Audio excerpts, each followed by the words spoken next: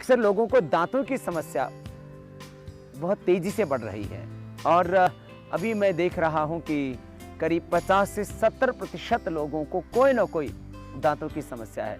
यद्यपि इसका बड़ा कारण एक ये भी है कि आदमी दिन भर चाय पीता है, कॉफ़ी पीता है, कोल्ड ड्रिंक पीता है, बिस्किट खाता है, नमकीन खाता है, समोसे खाता है, पकोड़े खाता है, चाट खाता है, फल खाता है, कुछ भी खाता है, उसके बाद में दांत साफ अक्सर नहीं करता है। सुबह एक बार टूथपेस्ट कर लिया, एक बार ब्रश कर लिया तो वो समझता है कि मेरे दांत साफ हैं। जो है कचरा दांतों का खतरा है।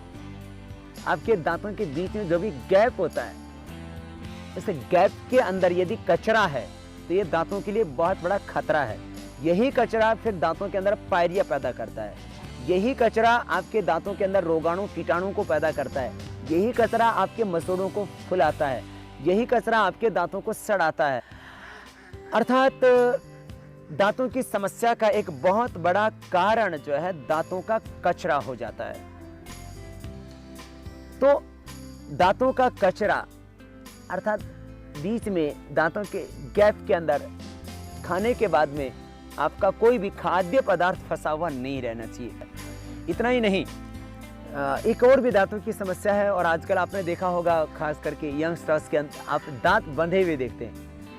बच्चों को कोल्ड ड्रिंक ज़्यादा पीने से, आइसक्रीम ज़्यादा खाने से नाक बंद हो जाते हैं, मुंह से सांस लेना शुरू कर देते हैं और जिसका सांस मुंह से आता है उसके दांत बाहर आ जाते हैं। यदि बचपन में ऐसा होता है बार बार, तो जो बच्चे मुंह से सांस लेते हैं नाक की बजाय, तो उनके दांत जो है बाहर आ जाते हैं, फिर उनको खिंचा के अंदर करवाना पड़ता है। तो एक बात, पहले से बच्चों को आदत डालिए कि वो नाक से सांस लें।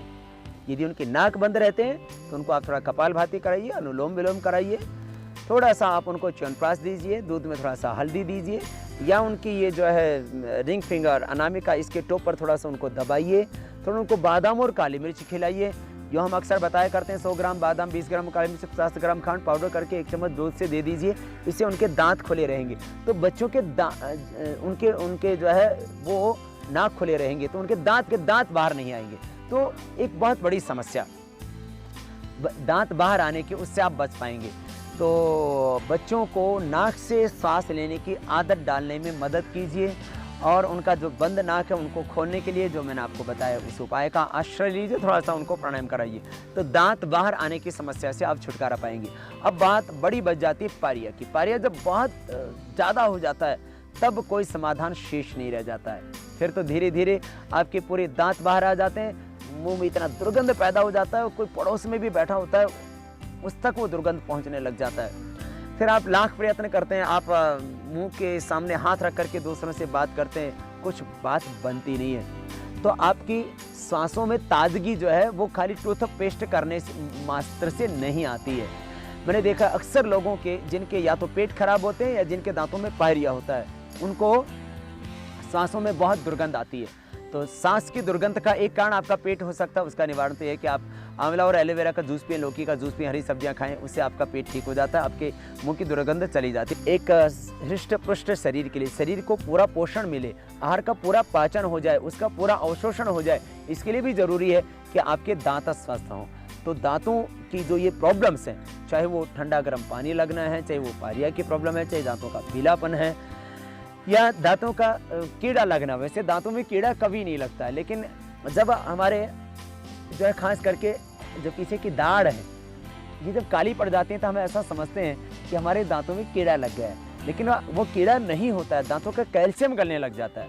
तो कैल्शियम कैसे पूरा अवशोषित हो शरीर में, कैल्शियम की कमी से जहाँ हड्डियों की प्रॉब्लम होती है, अर्थात ऑस्टियोआर्थराइटिस होता है, गाउट की प्रॉब्लम होती है, रोमेटॉइड अर्थराइटिस की प्रॉब्लम होती है, हड्डियों के पूरा पोषण न मिलने से, कैल्शियम पूरा न मिलने से, तो जहां हड्डियों के रोग, सर्वाइकल स्पॉन्डिलाइटिस, पेन, डिस्क, सciatica और तरह तरह के 100 प्रकार से ज़्यादा का अर्थराइटिस, तो वो जहां तक रोग वहां रोग होता है। उसी तरह से यदि आपको पूरा शरीर को कैल्शियम नहीं मिल रहा है और कैल्शियम का जो है एब्जॉर्प्शन पूरा नहीं हो रहा है, अवशोषण पूरा नहीं हो रहा है, तो उससे भी आपके दांतों की समस्या हो जाती है। अर्थात आपकी दाढ़ के अंदर काला काला हो जाता है, आप उसको कीड़ा बोलते हैं। दरअसल वो कीड़ा नहीं होता है, वो कैल्शियम की कमी के कारण से ऐसा होता है। तो ये दांतों की तरह तरह की कोई ना कोई समस्या, मैंने कहा ठंडा गर्म पानी से लेकर के आपके मसूड़े से खून बहने से लेकर के, कई बार तो मसूड़ों की हालत ये हो जाती है, मसूड़े दांतों को छोड़ देते हैं, अपनी जगह ही छोड़ देते हैं, और जैसे आप ब्रश करते हैं तो मसूड़े ऊपर नीचे होने लगते हैं। तो ये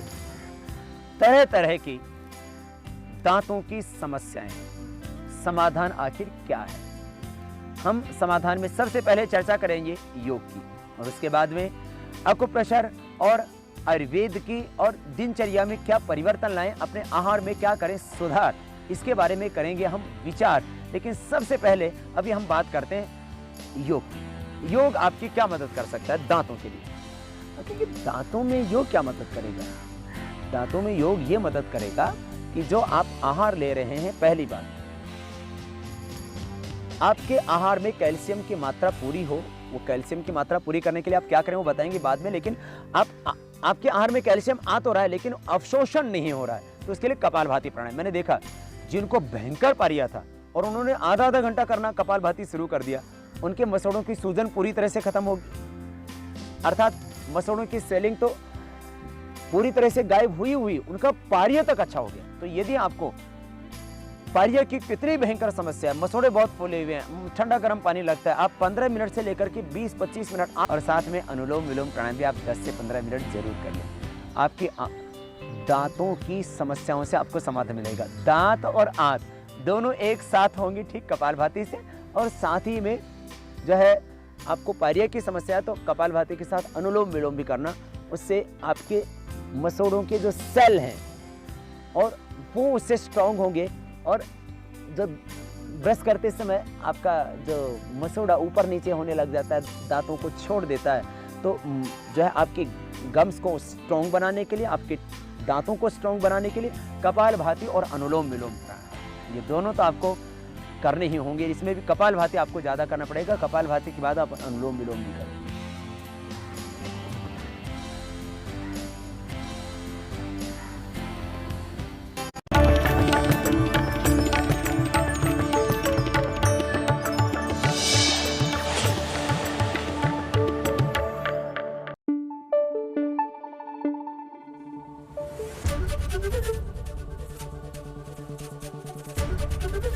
एबीपी न्यूज आपको रखे आगे।